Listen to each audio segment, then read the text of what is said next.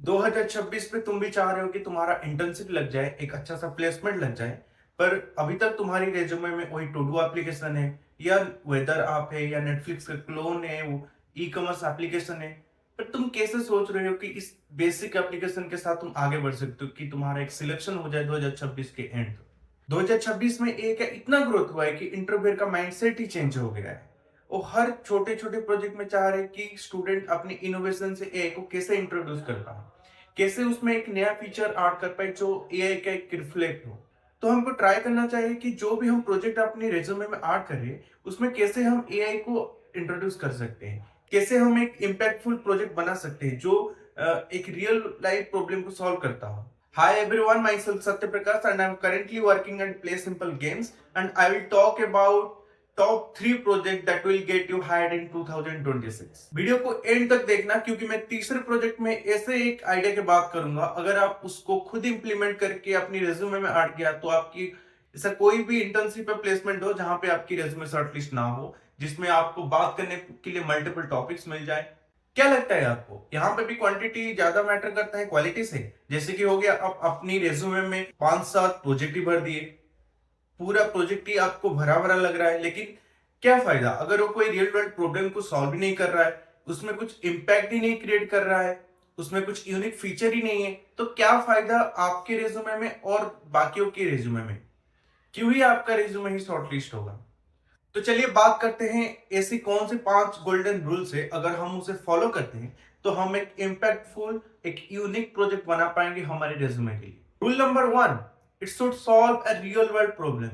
जब आप कोई प्रोजेक्ट शुरू करो, पहले ये सोचो मैं जो प्रोजेक्ट बनाने जा रहा हूं उसका रियल वर्ल्ड पे क्या इंपैक्ट है, कौन सी ऐसे प्रॉब्लम है जिसको सॉल्व कर रहा है। जैसे कि मेरी बात करो, मैंने अपनी कॉलेज लाइफ पे देखा था कि जितने भी इवेंट्स मैन कॉलेज में ऑर्गेनाइज हो रहे हैं वो सारे स्कैटर्ड वे में हो रही है, बच्चों के पास सही से इंफॉर्मेशन नहीं पहुंच पा रहा। इस वजह से मैंने इस प्रॉब्लम को देख के एक प्रोजेक्ट बनवाया था, इवेंट मैनेजमेंट प्लेटफॉर्म।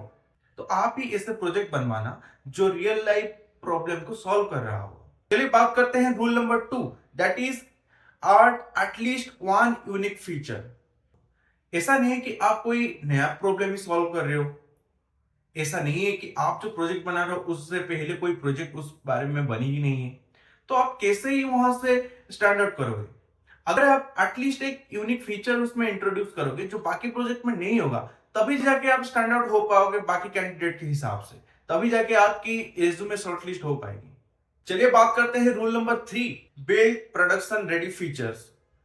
1-2 साल पहले क्राउड ऑपरेशन से भी बहुत सारे एप्लीकेशन बन जा रहा था, लेकिन आज के जमाने में हमको क्राउड ऑपरेशन से आगे बढ़ना पड़ेगा। हमको अभी ट्राई करना पड़ेगा कि हमारे प्रोजेक्ट में प्रोडक्शन रेडी फीचर होना चाहिए, जैसे कि हो गया ऑथेंटिकेशन, हो गया रोल बेस्ड एक्सेस कंट्रोल, हो गया उसमें एरर हैंडलिंग, हो गया डेटाबेस इंडेक्सिंग, हो गया पेजिनेशन, हो गया कैसे हम फाइल को अपलोड कर सकते हैं, थोड़ी बहुत डेवऑप्स का भी नॉलेज होना चाहिए जैसे कि डिप्लॉयमेंट।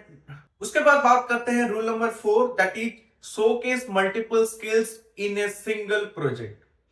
आपके पास मल्टीपल स्किल्स है, जैसे कि फ्रंट एंड हो गया, बैक एंड हो गया, डेवऑप्स हो गया, पर बहुत सारे बच्चे एक गलती करते हैं और ट्राई करते हैं कि सारे स्किल्स को अलग अलग प्रोजेक्ट के द्वारा शोकेस करने के लिए। जैसे फ्रंट एंड के लिए मैंने एक अलग सा प्रोजेक्ट बनाया, बैक एंड में उसे कैसे डिप्लॉय कर रहा हूँ, कैसे सारी चीज हैंडल कर रहा हूँ, डेटाबेस में कैसे हैंडल कर पा रहा हूँ, उसके लिए अलग सा एप्लीकेशन बनाऊंगा। नहीं, ऐसे करोगे तो क्वांटिटी बढ़ जाएगा लेकिन क्वालिटी में कुछ इंप्रूव नहीं होगा। अगर आप चाह रहे हो कुछ इंपैक्टफुल, कुछ यूनिक प्रोजेक्ट बनाना हो, तो आप एक ही प्रोजेक्ट में मल्टीपल स्किल को दिखाने की ट्राई करो। Rule number 5, and it is the most important rule, that is you should be able to explain every decision you have taken to make that project। आपके रिज्यूमे में जो project है वो आपको शॉर्टलिस्ट करवाने में मदद करती है, और उस प्रोजेक्ट के बारे में सारे एक्सप्लेनेशन आपको पता है, देन आपका उस कंपनी में हायर होने के लिए कोई नहीं रोक सकता है। जैसे कि हो गया, आपको मल्टीपल क्वेश्चंस के लिए प्रिपेयर रहना पड़ेगा, जैसे आपने इस प्रोजेक्ट को क्यों स्टार्ट किया, आपने कौन से सारे चैलेंजेस फेस किए इस प्रोजेक्ट को बनाते टाइम, आपने कौन से टेक स्टैक यूज किया, क्यों यूज किया, आप कौन सी डेटाबेस यूज कर रहे हो, सीक्वेल या नो सीक्वेल, उसके पीछे का रीजन क्या है, आप अपनी एप्लीकेशन को कैसे स्केल करोगे ताकि वो मल्टीपल मिलियंस ऑफ यूजर को हैंडल कर सकता है। अगर इस सारे सवाल के जवाब आपके पास है, कॉन्फिडेंटली आप दे पा रहे हो, तो ये समझ लेना कि आपके पास एक अच्छा मौका है कि इंटरव्यूअर के साथ एक अच्छी कन्वर्सेशन करने के लिए। चलिए बात करते हैं टॉप 3 प्रोजेक्ट जिसको मैंने चूज किया है आपके लिए। अगर आप उसे अच्छी तरीके से इंप्लीमेंट करो अपनी रेज्यूमे में आकर, तो आपका सिलेक्शन कोई नहीं रोक सकता। चलिए बात करते हैं project number 1, that is AI DSA coach, और you may call it lead coach. Basically जब हम कोई डीएसए सवाल को सॉल्व करते हैं, अगर उसका सोल्यूशन हमको पता है, उसका अप्रोच हमको पता है, तो दैट्स फाइन, हम उसका आगे बढ़ सकते हैं। अगर उसका सोल्यूशन हमको नहीं पता है, उसका अप्रोच नहीं पता है, तो वहां पे जब हम स्टॉक हो जाते हैं, तो हमारे पास 2 ऑप्शन होता है। ऑप्शन नंबर 1 कि सवाल को वहीं पे छोड़ दो। ऑप्शन नंबर 2, उसका सोल्यूशन हम कोई भी एआई से जाकर ढूंढ ले, जो हमको एक रेडीमेड आंसर दे देगा, उसको हम डायरेक्टली कॉपी पेस्ट कर देंगे। लेकिन यहां पे हमारा कोई भी इंप्रूवमेंट नहीं हुआ, कोई भी प्रॉब्लम सॉल्विंग स्किल इंप्रूव नहीं हुआ। ये सोचो अगर वहां पे एक कोच होता जो आपको मदद करता स्टेप वाइज सोल्यूशन देने में, rather than giving the full detail solution, जो आपको हिंट वाइज सोल्यूशन देगा, आपकी कोड को एनालाइज करके टाइम कॉम्प्लेक्सिटी बताएगा, कैसे आप इंप्रूव कर सकते हो। तो चलिए बात करते हैं इस प्रोजेक्ट को हम कैसे बिल्ड करेंगे। हम एक ऐसा प्लेटफॉर्म बनाएंगे जहां पे यूजर का प्रॉब्लम आज एक टेक्स्ट फॉर्मेट में एक एआई को पास होगा। एआई अपना प्रोसेसिंग करने के बाद एक रिस्पॉन्स देगा जो स्टेप वाइज हिंट प्रोवाइड करेगा, जो हर एक स्टेप आंसर के तरफ ही जाता होगा।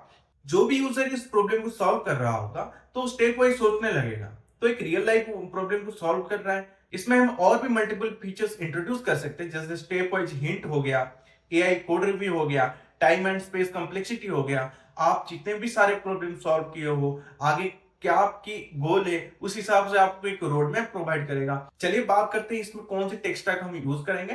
फ्रंट एंड के लिए रिएक्ट या नेक्स्ट.जेएस यूज करेंगे। बैकएंड के लिए हम यूज करेंगे नोड.जेएस के साथ एक्सप्रेस यूज करेंगे, और डेटाबेस के लिए हम पोस्टग्रेसक्यूएल यूज करेंगे, और एआई रिस्पॉन्स के लिए हम ओपन एपीआई या जेमिनी का एपीआई की यूज कर सकते हैं।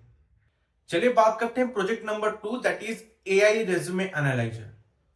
आप अभी इस सिचुएशन में हो, आपको पता नहीं चल पा रहा है कि कौन से पर्टिकुलर रीजन की वजह से आपकी रेज्यूमे शॉर्टलिस्ट नहीं हो पा रहा है, आपको पता नहीं चल पा रहा है कि आपकी एटीएस स्कोर क्या है। अगर हम ऐसा प्लेटफॉर्म बनाएं जहां पे कैंडिडेट अपनी रेज्यूमे एंड जॉब डिस्क्रिप्शन दोनों को अपलोड कर सकता है, वो अपलोडेड डॉक्यूमेंट टेक्स्ट फॉर्मेट में पास होने के बाद एक एआई मॉडल को पास होगा। एआई मॉडल अपनी प्रोसेसिंग करने के बाद रिस्पॉन्स के फॉर्मेट में आपको बताएगा कि आपकी रेज्यूमे में क्या इंप्रूवमेंट चाहिए, आपकी रेज्यूमे में एटीएस स्कोर क्या है, आपकी resume and the job description उनके बीच में जो गैप है उसके बारे में आपको बताएगा, ताकि आप अपनी रेज्यूमे को इंप्रूव कर सकते हो। इस प्रोजेक्ट में आप मल्टीपल फीचर्स को इंट्रोड्यूस कर सकते हो, जैसे हो गया आपकी रिज्यूमे को अपलोड करना हो गया, उसके बाद एटीएस स्कोर एनालाइज करना हो गया, जॉब डिस्क्रिप्शन मैचिंग हो गया, मिसिंग कीवर्ड, इंप्रूवमेंट स्कोप, इस सब के बारे में आप बता सकते हो। चलिए बात करते हैं कौन सी हम टेक स्टैक यूज करेंगे इस प्रोजेक्ट के लिए। फ्रंट एंड के लिए हम रिएक्ट यूज करेंगे, बैक एंड के लिए नोड.जेएस के साथ एक्सप्रेस यूज करेंगे, डेटाबेस के लिए हम पोस्टग्रेसक्यूएल यूज करेंगे, और एक या एआई के लिए हम ओपन एआई की एपीआई की यूज कर सकते हैं या जेमिनी एआई की एपीआई की यूज कर सकते हैं। और बाकी रहा पीडीएफ जो हम अपलोड करेंगे उसके पार्सिंग के लिए हम पीडीएफ पार्सर जैसे लाइब्रेरी को यूज कर सकते हैं। चलिए बात करते हैं project number 3, that is AI mock interview. The problem is कि बहुत सारे बच्चे अपनी इंटरव्यूज का प्रिपरेशन यूट्यूब का वीडियो देख के हो, या कहीं पे आर्टिकल पढ़ के हो, या नॉर्मल डीएसएस क्वेश्चन को सॉल्व करके ही करते हैं।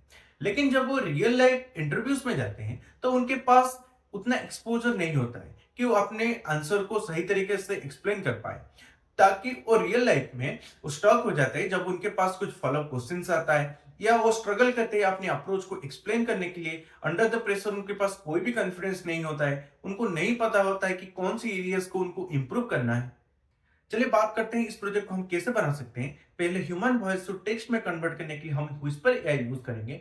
वहां से जो टेक्स्ट जनरेट हुआ हम एक एआई मॉडल को पास करेंगे, वहां से उसको प्रोसेसिंग करने के बाद जो रिस्पॉन्स आया हम एक एआई मॉडल जिसको हम 11 लैब्स को यूज कर सकते हैं टेक्स्ट टू वॉइस में कन्वर्ट करने के लिए, और हम उस वॉइस को यूजर को सेंड करेंगे। चलिए बात करते हैं इस प्रोजेक्ट में हम कौन सी टेक स्टैक यूज करेंगे। फ्रंट एंड के लिए हम रिएक्ट हो गया नेक्स्ट.जेएस यूज करेंगे, बैक एंड के लिए नोड.जेएस के साथ एक्सप्रेस यूज करेंगे, और डेटाबेस के लिए पोस्टग्रेसक्यूएल यूज करेंगे। एआई के लिए हम वॉइस टू टेक्स्ट में कन्वर्ट करने के लिए व्हिस्पर एआई यूज करेंगे। रिस्पॉन्स जनरेशन के लिए हम ओपन एआई हो या जेमिनी एआई की एपीआई की यूज करेंगे। टेक्स्ट टू वॉइस में कन्वर्ट करने के लिए हम 11 लैब्स का एआई यूज कर सकते हैं।